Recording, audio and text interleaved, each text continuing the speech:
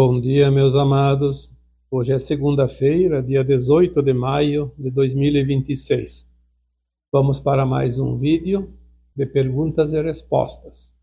Dizendo mais uma vez, como sempre, as perguntas podem ser feitas como comentários abaixo dos vídeos, ou então também lá na minha página do Facebook, eu posto os vídeos lá também, e também nas mensagens individuais, particulares, pessoais, nas redes sociais das quais eu faço parte e que alguém tem o meu contato. A primeira pergunta de hoje, na verdade, pede um comentário sobre Jesus. Comente sobre Jesus, Sananda, e a Igreja Católica e o seu papel na quinta dimensão. O que será revelado de verdade que a Igreja distorceu na terceira dimensão? Quando nós falamos de religiões, é um pouco complicado porque são crenças. Nós não podemos ir contra as crenças das pessoas. Então, independente se é a Igreja Católica, se é evangélica, se é luterana, se é qualquer uma outra, as crenças, elas são construções dentro da estrutura de alma de cada ser humano. E eu diria que cada um entende de uma maneira, então nós temos que respeitar as crenças das pessoas. Não é porque eu sou de uma religião ou de outra que eu estou certo e os outros estão errados. Pelo contrário, as religiões elas são apenas janelas de consciência e cada um se sente familiarizado com as instruções que são passadas naquela religião. As religiões elas têm uma certa importância, embora com o tempo nós sabemos que elas deixarão de existir. Porque a religião ela vem de uma palavra chamada religar. E nós não precisamos religar nada, nós sempre ficamos ligados desde que viemos da fonte e passamos por todas as dimensões. E mesmo aqui, como um fractal de alma, nós temos a ligação com a fonte criadora. Então não há nada que se ligar. Mas as religiões elas podem ser úteis para que aquelas pessoas que não têm muita convicção das suas ações, pelo menos se policiar um pouco. Nem que seja através dos dogmas, através das crenças, mas pelo menos que ajude um pouquinho. No fundo, as religiões foram importantes. É claro que na medida que nós vamos expandindo a consciência, a religião ela perde o sentido. Então, não importa qual a pessoa segue, a hora que ela expande aquela consciência que está naquele ser humano, a religião ela perde o sentido porque ela passa a ter pouca importância. O conhecimento daquela consciência vai além das limitações da religião. Então, Cristo, Jesus, na verdade, ele é uma alma, uma super alma. Ele é o criador desta galáxia, porque a super alma pode criar galáxias e universos. E ele se fez presente há 2000 anos como o Cristo Jesus, conhecido de todas as religiões cristãs. Mas ele nunca deixou de ser o Sananda. Ele apenas teve uma limitação, porque ele se adensou para a nossa dimensão de consciência para poder nos instruir. E nesta condição ele perdeu muito da sua capacidade de consciência, mas mesmo assim ele sempre ficou num patamar mais elevado, tanto que ele conseguiu deixar o seu legado. E esta religião cristã, como a Igreja Católica, ela seguiu os primeiros tempos. Nos primeiros tempos não estava separada católica, luterana, evangélica e outras tantas. Era uma só, eram os seguidores do Cristo. Por isso, a religião cristã. Depois apareceram assim alguns personagens e foram criando a sua própria religião dentro do seu conceito. Diferente um pouquinho uns dos outros, mas aqui o tema hoje se refere à Igreja Católica, que distorceu as coisas na terceira dimensão. E eu diria que a Igreja Católica começou a mudar o ensinamento que o Cristo nos deixou depois de 3 séculos, a partir do ano 300. E foi um pouco mais tarde que excluíram mais uma parte, que é a reencarnação. Suprimiram a reencarnação. Mas isso também não tem muita importância, porque não vai mudar os planos do Criador para o planeta Terra. Apenas uma crença que se distorceu e atrapalhou um pouco. Porque, na verdade, a alma ela não morre, ela é eterna. E ela sempre sobrevive e ela vai seguindo um caminhar de ascensão. Porque a alma é uma consciência. Nós temos hoje muitas informações diferentes do que as religiões nos disseram, mas eu sempre penso, aquilo que eu aprendi lá na infância, dentro da igreja, serviu naquela época. Hoje não faz falta, mas também não incomoda. Temos conceitos diferentes hoje? Sim. Saímos dos dogmas? Sim. Muitos não. Mas é a questão de cada um. Se a pessoa se sente bem dentro de uma igreja, dentro de uma religião, ela tem que continuar lá, porque ela está bem lá. Nós não podemos obrigar as pessoas a acreditar naquilo que nós acreditamos, e também não podemos obrigá-las a seguir aquilo que nós estamos seguindo. Porque ninguém tem a verdade absoluta. Na terceira dimensão, já foi dito tantas vezes, a verdade ela é relativa ao entendimento de cada um. E esse comentário, que não é uma pergunta, é um comentário, o papel da Igreja Católica na quinta dimensão. As orientações que nós temos e que são canalizadas de consciências mais elevadas dizem que na quinta dimensão de consciência não haverá nenhuma religião. Não haverá dogmas, não haverá igrejas. Porque nós somos um templo sagrado.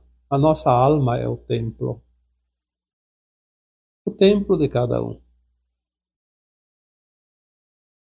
E hoje mesmo, muitas almas encarnadas já têm esse entendimento. Não adianta você frequentar uma igreja, um templo, seguir as regras de uma religião e, fora disso, ser um mau caráter. Não vai resolver nada, você está se condenando ao exílio. O importante em tudo é as ações que praticamos a cada dia, a cada hora. As nossas intenções vão gerar sempre as ações, e as ações vão determinar se a alma está evoluindo ou está estagnada. Na nova Terra, nós não precisamos mais disso, porque a nossa consciência estará muito elevada em comparação com agora, e não é preciso que ninguém diga o que tem que fazer e que nos traga orientações como se fosse uma escola, um professor ensinando o aluno. Nós vamos simplesmente exercer a nossa consciência muito elevada. Cada um sabe o que fazer, o que não fazer. Cada um sabe o resultado de cada coisa. Como eu disse esses dias, nós não podemos nem imaginar a Terra de quinta dimensão com a consciência na terceira dimensão. É muita diferença, não tem como. Então o papel das igrejas também termina com o final da transição planetária. Nós vamos ter contato com seres de altíssima qualidade energética e moral e ética, Seres como hoje imaginamos, Arcanjo Miguel, Mãe Maria, Mestra Kuan Yin e o próprio Sananda, não vamos estar longe deles como hoje, parece impossível estar na mesma frequência. Eles vão estar numa frequência acima, obviamente, mas nós teremos acesso. Podemos ter um conhecimento dessas almas mais elevadas como nunca imaginamos, como se fosse hoje conhecer um personagem qualquer ali que a gente gosta, que respeita. Vai ser tão prático. Então, o que nós vamos dizer sobre o futuro? Algumas coisas apenas. Não sabemos quase nada. Temos alguns parâmetros para seguir mais ou menos uma certa direção. O importante é fazer o nosso melhor agora, o nosso dever de casa de agora. O que nós compreendemos, compreendemos. O que não compreendemos, um dia vamos compreender. E tudo segue. E tudo segue porque a vida é um caminhar. Vamos para uma outra pergunta. Quando alguém faz uma magia negra e ela morre, a magia se extingue ou continua na quinta dimensão? Bom, aqui nós temos que entender quem faz a magia ou quem é alvo da magia. A pergunta não especificou isto, então eu não posso dizer somente um lado, vou ter que explicar os dois lados, aquele que faz e aquele que sofre o efeito da magia negra. A magia negra, na verdade, tem um nome conhecido na área espiritual como goécia. É uma prática direcionada para o mal. Assim como nós fazemos às vezes uma intercessão, pedindo uma graça para alguém, para que alguém fique curado, que alguém consiga um objetivo, enfim, uma intercessão amorosa. Se tem a intercessão amorosa, tem também a intercessão na falta do amor, que é a goécia, a magia negra. Assim como tem a boa intenção, tem a má intenção. E é interessante que eu já falei um dia aqui, inclusive, que muitas pessoas intercedem em favor de outros, é uma caridade, mas ninguém paga para fazer isso. E a magia negra é a má intenção, é a intenção de causar mal, danos, prejuízos a outrem. E a pessoa paga muito caro. É um preço bem elevado, financeiro, falando nisso. E depois tem o preço do karma, que é pior. Então, se a pessoa fez a magia ou pediu para alguém fazer, pagou para alguém fazer, é o mandante. E essa pessoa, que é o mandante, morre, ela vai ficar com o karma. O karma não vai para a quinta dimensão. Essa pessoa vai para o exílio e continua na terceira dimensão. Isso é ponto. Aquela que cobra para fazer a magia negra tem a mesma moeda de troca. É coautora. Ainda ganhou para fazer. Então, tanto aquele que encomendou quanto aquele que fez a magia está no mesmo barco. Desencarnou nesta vida, o mal que foi praticado vai ficar como bagagem de alma. Não tem como ir para a quinta dimensão quem tem bagagem do mal dentro de si. Agora, se a pessoa, aqui a pergunta não especificou, então vamos colocar do outro lado. A pessoa que sofreu a magia morre. Sim, a pessoa que sofreu a magia e pagou o preço de uma magia, o resultado, porque recebeu aquela energia e ficou mal, ficou doente, ou teve prejuízos, ou não conseguiu os objetivos que queria, enfim. Em primeiro lugar, a magia só atinge alguém se aquele alguém está mais ou menos naquela frequência. Tem que ter um alinhamento, senão a magia não funciona.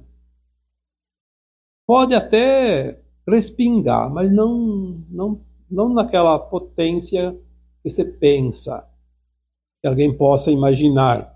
Ah, a pessoa está sofrendo ataques de magia escura, de Goécia. Porque ela tem alinhamento, senão ela não sofre, não. É claro que existem tecnologias hoje muito acima disso. Tem seres humanos que dominam tecnologias, que é tecnologia de plasma dirigida e faz mal e causa mudanças, inclusive no clima. Imagina numa pessoa. Mas isso aí é outra coisa, foge aqui da pergunta. Alguém pagou alguém para fazer uma magia para o trem. Essa terceira pessoa sofreu os efeitos, porque tinha um certo alinhamento, tinha uma certa frequência, sofreu. Aí ela desencarna. Se ela vai para a quinta dimensão, obviamente que na quinta dimensão não vai ter dor e sofrimento. Não precisa nem discutir. Quem vai para a quinta dimensão não tem mais nada de dependência. Mas antes da quinta dimensão, quando essa alma desencarnava, mesmo assim ela ia para o umbral, tanto faz, umbral baixo, médio ou elevado. Depois da morte, tudo limpa. Cada existência fica apenas o registro da experiência vivida naquela encarnação. Na próxima muda tudo. Então não se preocupe, aquela pessoa que sofre algum efeito de Goécia, ao desencarnar, deixa para trás. Tudo se termina ali. Vamos para mais uma pergunta. Por que a alma que ao desencarnar vai para 4D, seria a quarta dimensão, obviamente? Por que ela precisa ir para o umbral se tudo é passageiro e já lembra das vidas passadas? Eu vou reformular um pouquinho essa pergunta para ficar mais fácil de vocês entenderem. Ela quer dizer, por que a alma que está encarnada agora, quando desencarna, vai para a quarta dimensão? Por que ela vai para o umbral se ela vai lembrar de tudo? Bom, ali eu diria que o kardecismo explica muito sobre isso. A alma, quando desencarna, ela não lembra das vidas passadas imediatamente. Ela tem um tempo que é variável de alma para alma, mas ela tem necessidade de um tempo de adaptação na quarta dimensão. Nos primeiros momentos, as primeiras horas, os primeiros dias, e tem algumas almas que ficam anos, eu já falei aqui alguns exemplos, inclusive, de séculos. Mas normalmente ela fica alguns dias, algumas horas, pelo menos, perturbada. Ela nem sabe que está morta, porque ela não se vê morta. A alma se vê viva, como se estivesse ainda encarnada. Ela tem ainda as mesmas impressões, tanto que tem almas que desencarnam. E para alguns dias ela sente fome, sede. Ela leva ainda aquelas impressões de quando ela estava na carne, encarnada. Tanto é que as almas que desencarnam com vício, elas ainda continuam viciadas por um bom tempo. Elas podem sentir frio, calor, elas têm a sensação ainda. Então ela não vai lembrar logo das vidas passadas. Ela vai, aos poucos, perdendo este contato energético com o mundo da matéria. Aí sim ela vai começar a lembrar das vidas passadas, porque ela passa por um período de adaptação. Então ela vai ter que ir para os umbrais, porque se ela não vai para o umbral, ela fica perdida.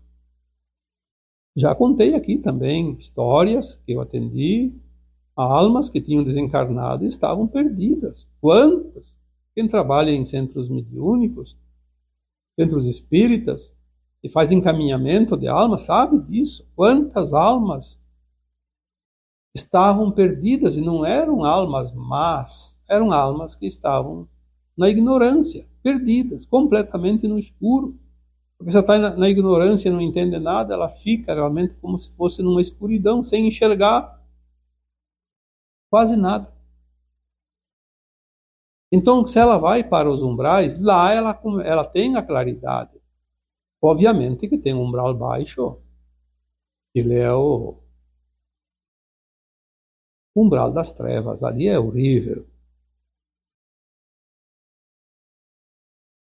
Mas tem que ir para o umbral adequado da sua frequência. Se a alma está numa frequência baixa, ela fica no umbral baixo. Se ela tem uma frequência média, vai para o umbral médio. Umbral alto, já disse aqui outras vezes, que é onde estão os espíritos abnegados que fazem um amparo para os de baixo. As colônias espirituais da Terra, como o nosso lar, que é bem conhecido,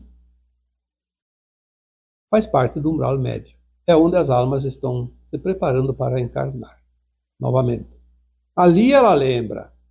Aquela que está no umbral baixo vai levar muito tempo para lembrar. Geralmente ela não lembra quase nada. Ela está presa aos seus erros, às suas maldades, suas vinganças, e ela quase não lembra de nada. Por isso que quando vai para um umbral baixo, a alma fica muito tempo lá. Vai chegar um dia que ela consegue auxílio, aos poucos, ela se arrepende, ela sofre, ela pede clemência, e daí o socorro chega e vai para o umbral médio. Aí ela começa a lembrar, porque ela começa a ter mais luz. Ela lembra exatamente para fazer uma autoanálise e um novo projeto encarnatório. Ela precisa saber dela, conhecer a sua história, as suas pendências, as suas necessidades de aprendizado ainda, os seus resgates, seus karmas. Então é preciso, sim,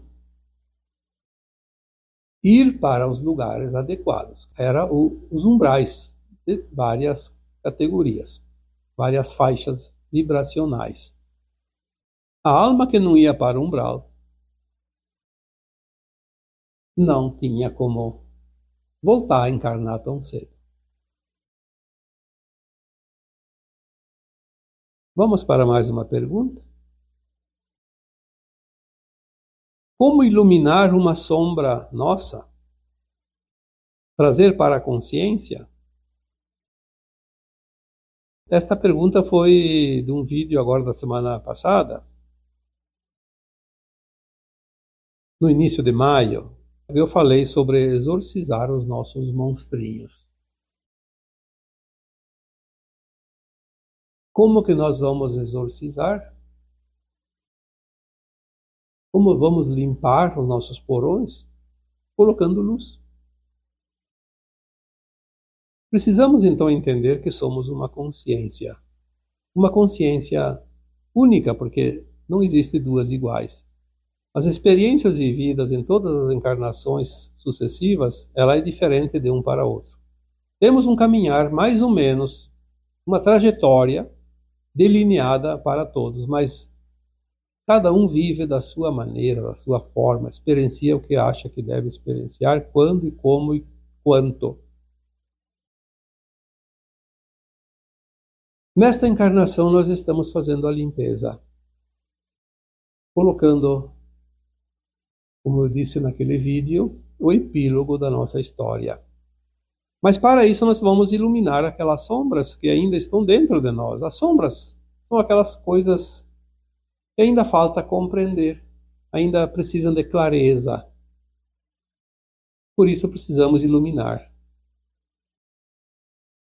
Temos traumas, principalmente, temos algumas experiências que foram mal sucedidas, porque usamos das maldades para fazer as experiências e precisamos corrigir isso agora. Quando é um resgate, é um pouco mais difícil porque o resgate é obrigatório. É necessário porque é uma dívida que tem que ser quitada, mas nós compreendemos a dívida, compreendemos a ação e a dívida se paga facilmente. Quando compreendemos, nada mais é do que quando iluminamos. E se é um trauma, que é a maioria dos nossos monstrinhos, são traumas. Dores e sofrimento que sofremos, o que causamos, e mágoa, ressentimento, medo, culpa, raiva, vergonha e tantas coisas. São situações que o nosso subconsciente nos envia para que sentimos e compreendemos que ali tem um ajuste. Toda vez que você sentir um desconforto, uma dor, uma preocupação, enfim, algo que te tira do sério, lembre-se que ali tem algo a ser analisado, iluminado. Pode ser qualquer monstrinho, qualquer coisa negativa. Quando sente, não precisa nem identificar, basta sentir algo e dizer, sim, tudo bem. Eu estou sentindo porque eu preciso iluminar. Como é que eu vou iluminar? A pergunta aqui diz, como iluminar? É óbvio trazer para a consciência, porque a consciência é luz. Como é que você faz isso? Por exemplo, você tem uma culpa muito grande entre você. Então, qualquer coisa que você faça hoje, você fica com o pé atrás. E sempre tem alguma razão para dizer, não deu o que eu esperava. Então eu não sirvo para nada, eu não presto, eu não tenho sorte, tenho o dedo podre para a escolha, tenho isso, tenho aquilo. E na verdade é um sentimento de culpa tão grande que a alma se sente culpada e se pune. Se autopune. Então qualquer situação que represente uma sombra dentro de nós, basta simplesmente analisar e dizer para si mesmo, eu estou aqui numa escola para aprender. A lição que eu não aprendi numa vez, eu aprendi em outras vezes. Se eu não aprendi no passado, eu tenho o presente para aprender. Quando eu fiz algo errado, eu fiz porque achei que naquela hora eu devia fazer daquela forma. Mesmo sabendo que não era justo, que não era correto, que não era ético, eu fiz. Agora eu não faço isso. Eu já fiz. Já passei pela experiência. Hoje eu sou uma pessoa diferente, sou uma alma melhorada. Você faz uma reprogramação mental de você mesmo. Uma reprogramação de consciência. Não, eu não sou culpado. Não devia ter feito, mas fiz. Paguei o preço. Aprendi a lição. Hoje eu sou diferente. Hoje eu sou melhor. Hoje eu não faço mais essas coisas. Você está iluminando. Está colocando luz naquela sombra e ela vai desaparecendo aos poucos até deixar de existir.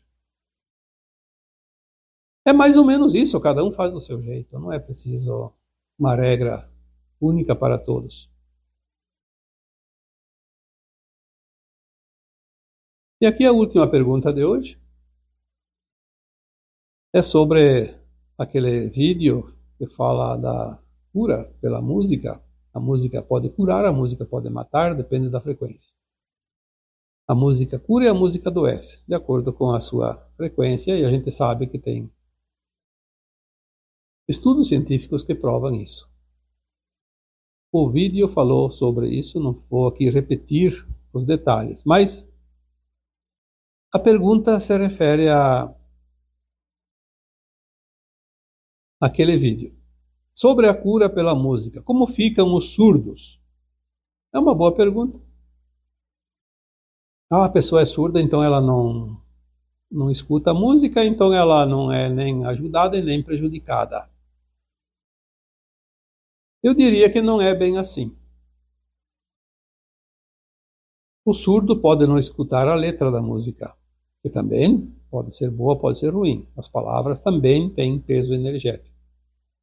Não tanto quanto a melodia, quanto o som, quanto o tom, a frequência daquele tom musical, daquele som. Então eu diria, o surdo ele não escuta como aquele que não é surdo, mas a frequência ele sente. É óbvio que a frequência não está sendo recebida pelo ouvido.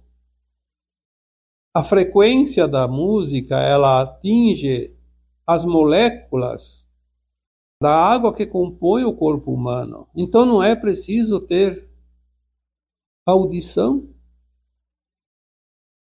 porque não é a orelha, não é o ouvido que vai interferir, que vai receber a baixa frequência ou alta frequência. É claro que o som incomoda mais para quem tem a audição plena. Quem é surdo não se incomoda tanto com o barulho porque não escuta.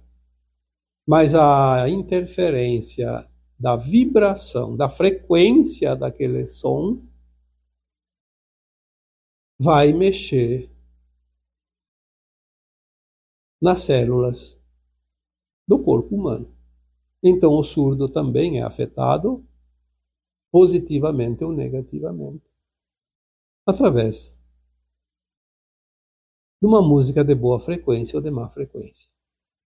Alta frequência, baixa frequência. Tem categorias de frequência. Eu acho que mais do que isso não é preciso dizer. Apenas uma observação. Naquele vídeo que eu fiz sobre os exilados de Capela, teve uma pessoa, inclusive que não é brasileira, lá da Itália, que me mandou uma mensagem dizendo que a distância entre a Terra e o sistema de Capela, de onde vieram os exilados de Capela, ele consultou a Wikipédia e disse que a quilometragem não estava certa, e de fato não estava. No livro Os Exilados de Capela tem essa medida, a distância da Terra e aquele sistema de Capela na constelação de Cocheiro. 45 anos-luz.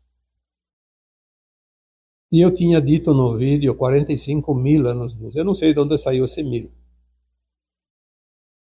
Às vezes, alguns dados eu anoto para não me embaralhar, para não dar informação errada. E aquela eu não sei como é que saiu o 1000 a mais ali. É 45 anos-luz, sim.